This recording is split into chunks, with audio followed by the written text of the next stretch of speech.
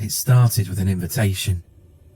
Not the formal, written kind, but a casual remark over drinks. "Hey man, you should check out the old house on Green Oak Street. I hear it's full of weird stuff. Some guy used to live there who collected horror VHS tapes, but he disappeared ages ago." That's all it took. Curiosity has always been my downfall. It's why I started collecting old VHS tapes myself. There's something about the grainy, washed out picture quality that made everything feel more real. The prospect of discovering some long forgotten stash of horror films in an abandoned house was too tempting to pass up. I did some research online, and apparently the old owner vanished into thin air one day. Nothing was found, and after a few weeks of searching, the police came up with nothing. Many claimed that the police were too busy to concern themselves with the case. The government had been drowning under a sea of red tape lately, and so the house hadn't been demolished yet. According to them, it couldn't be sold in its current condition, and they weren't willing to fund the cost of refurbishment.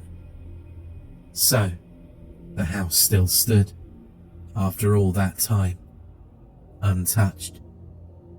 One night, after a few beers, I went. There was a flimsy metal fence surrounding the house, but it was easy enough to vault over. Those years on the school pole vaulting team didn't go to waste, I guess. I'd brought my old portable VHS player with me, in a large backpack. I threw it over the fence into a nearby bush first, to break its fall. Thankfully, it was unscathed. The house itself was a relic. A 2-story Victorian monstrosity that looked like it had been plucked straight from a Gothic novel. Shutters hung askew, windows were caked with grime, and the entire structure sagged slightly, as if the years had been unkind to it. The air around it smelled of mould and rotting wood. It had been empty for weeks, but the door swung open with an unsettling ease, as if it had been waiting for me. I had been expecting the door to be locked. Inside, particles of dust hung in the air like a fine mist. My flashlight cut through the gloom, revealing old furniture draped in sheets, long since abandoned. I tried to hold my breath as best I could. God knows what I was breathing in. But I wasn't there for the furniture. I was there for the tapes. It didn't take long to find them. The basement door, creaky and half off its hinges, led down to a cramped room that reeked of mildew and age. The walls were lined with old wooden shelves, each crammed full of VHS tapes, hundreds of them. I tried to stay calm. I'd hit the mother lode. Each tape was neatly labelled in thick black marker, but the titles weren't exactly what I'd expected. There were no familiar horror films. No Friday the 13th or Texas Chainsaw Massacre. Instead, the labels were cryptic, strange even.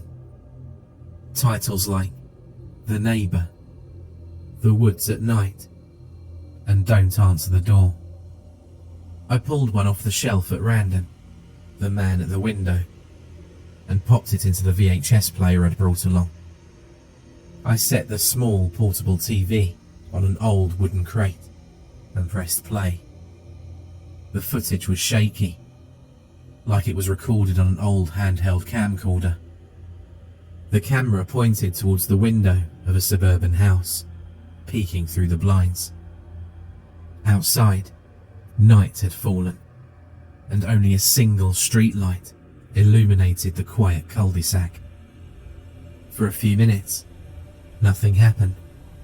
It was just a static shot of the window. Then, a figure appeared. A man, standing on the sidewalk, staring up at the house. This didn't feel right. It almost felt like a snuff movie.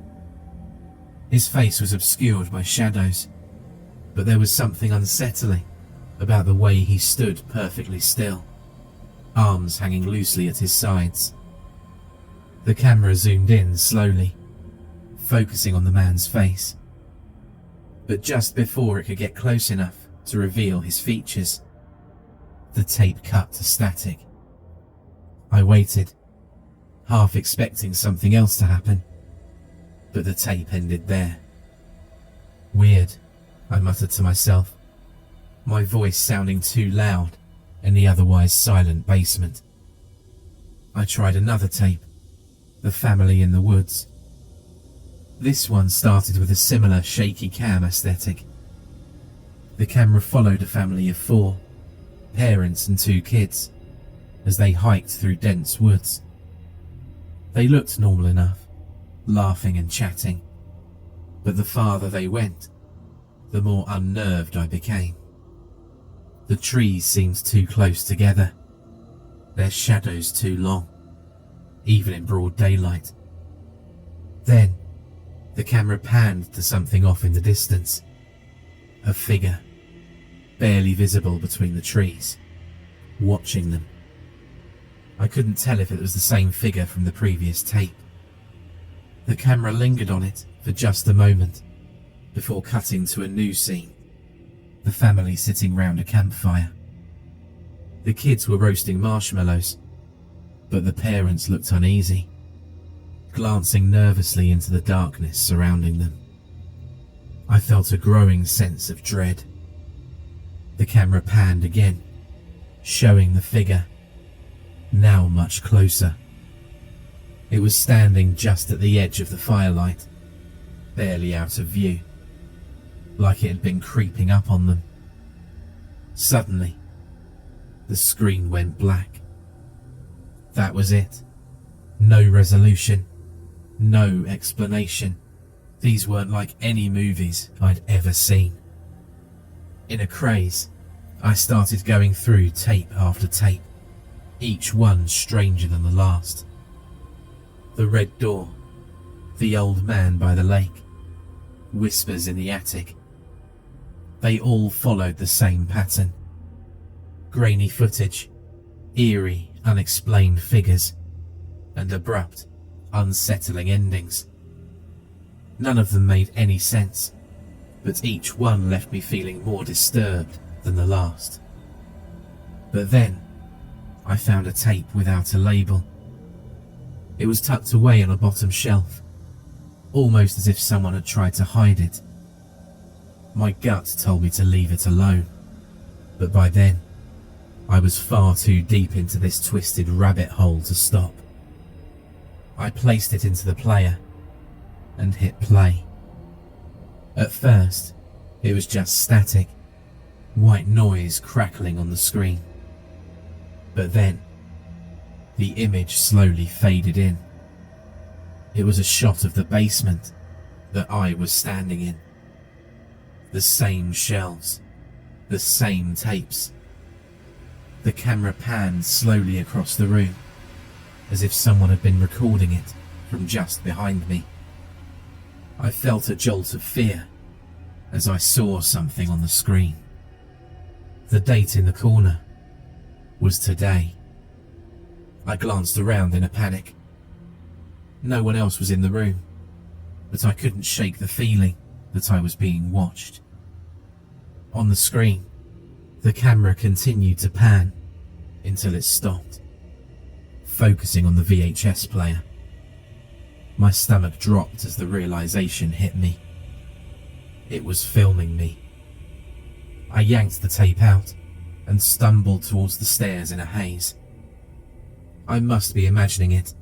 I must have had one beer too many. Pushing the front door outwards with a huge crash, I clambered back over the fence and ran home. I don't think I've ever ran that fast in my whole life. I didn't sleep that night. I couldn't shake the feeling that something had followed me home, but I convinced myself it was just my imagination. After all, I hadn't seen anything tangible. I kept the tapes locked away in my apartment, though a part of me wanted to just burn them all. Days went by, and the feeling of being watched never left me. Every time I walked into a room, I expected to see something lurking in the shadows.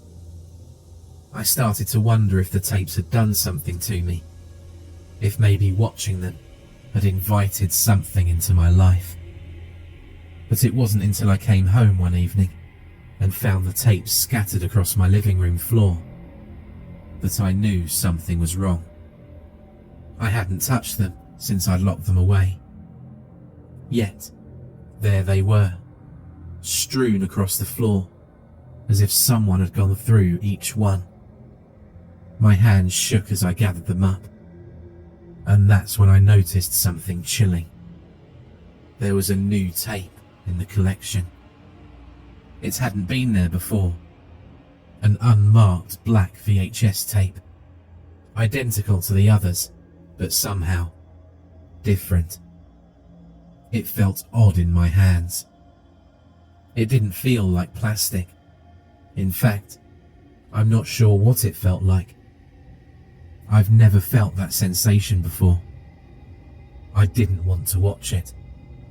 Every instinct told me to throw it out, to destroy it. But the curiosity gnawed at me, relentless. I gave in. I popped the tape into the player and sat down in front of the TV, close to hyperventilation. The screen flickered to life, showing grainy footage of a dark room. It was my living room. The camera was pointed at my couch, at me. I was sitting there, watching the TV, just as I was now. My breath caught in my throat. As I moved my hand up to scratch my head, the same thing played out on the TV. It was a live feed. I jumped up, my eyes scanning the room, but I was alone. I grabbed the remote, my hand shaking as I fumbled to stop the tape, but the remote wouldn't work. I yanked the tape from the player, but the screen remained on, showing my empty living room. The camera panned slowly, focusing on the hallway just outside my apartment door. There, standing in the hallway, was the figure from the tapes. I watched, frozen in place, as it slowly turned towards the door. My door. The camera zoomed in on the doorknob as it began to turn. A sharp knock echoed through the apartment. Although I didn't want to, I scrambled to the door, threw it open, and nothing. The hallway was empty. In a complete panic, I slammed the door shut, locking it, bolting it, doing everything I could to keep whatever it was out. But when I turned back towards the TV, the screen was still on. The camera was now inside my apartment, watching me. I backed away slowly, my mind racing. I needed to get out. I needed to leave before. The screen flickered again, and I saw something that terrified me to my core. There was no one watching me from the hallway, because I was the one holding the camera. The knock came again, louder this time. But this time, I didn't bother answering.